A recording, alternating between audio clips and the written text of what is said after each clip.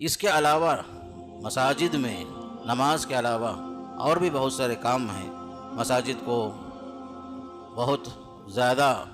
آباد رکھنے کے جو طریقے ہیں، سب سے پہلا طریقہ کہ مساجد میں تحفیظ کا حلقہ ہو، قرآن مجید کے یاد کرنے کے لیے، حفظ قرآن کے لیے صبح و شام کے مدرسے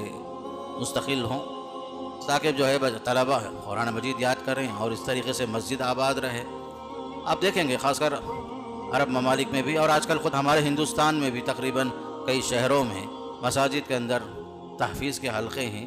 بچے قرآن مجید یاد کرتے ہیں، صبح و شام یاد کرتے ہیں اور حافظ ہو جاتے ہیں۔ تو یہ بھی ایک آباد کرنے کا ایک طریقہ ہے، مساجد کو آباد کرنے کا طریقہ، قرآن یاد کرنے کے لیے حلقات تحفیظ کا انتظام ہو، اور اسی طرح صبح و شام بچوں کو قرآن ناظرہ پڑھانے کے لیے بھی مکتب کا بھی انتظام ہو۔ یہ مکتب بہت اہم ہے، خاص کر ہر محلے کی مسجد میں، مساجد کے اندر مکاتب کا قیام ضروری ہے، اس لیے کہ بچے گھروں میں نہیں پڑھتے۔ ہمیں تجربہ ہے، ہمارے بچے ہمارے پاس ہمارے گھروں میں نہیں پڑھتے،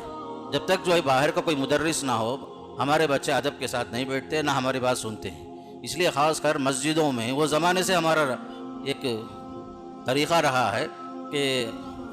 دعائیں یاد کرنا، نماز کا طریقہ، وضو کا طریقہ، تیمم کا طریقہ، جو بھی ہم سیکھتے تھے مساجد سے ہی سیکھتے تھے۔ تو اس لیے خاص کر مسجدوں کو آباد کرنے کا ایک اہم طریقہ یہ ہے مکاتب کا قیام، باقاعدہ صبح میں، شام میں۔ اسی طرح تعلیم بالغاں کے نام سے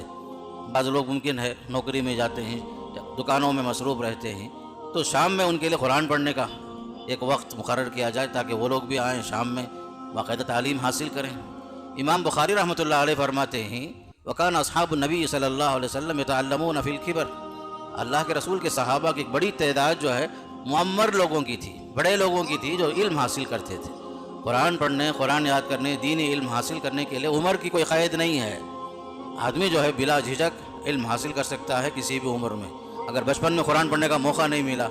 قرآن یاد کرنے کا موقع نہیں ملا، دعائیں سیکھنے کا موقع نہیں ملا، تو باقاعدہ یہ جو مساجد ہیں، ان مساجد میں خصوصاً بڑے لوگ بھی آ کر کے قرآن سیکھ سکتے ہیں اور ناظرہ ٹھیک بھی کر سکتے ہیں، تجوید کے ساتھ قرآن پڑھ سکتے ہیں۔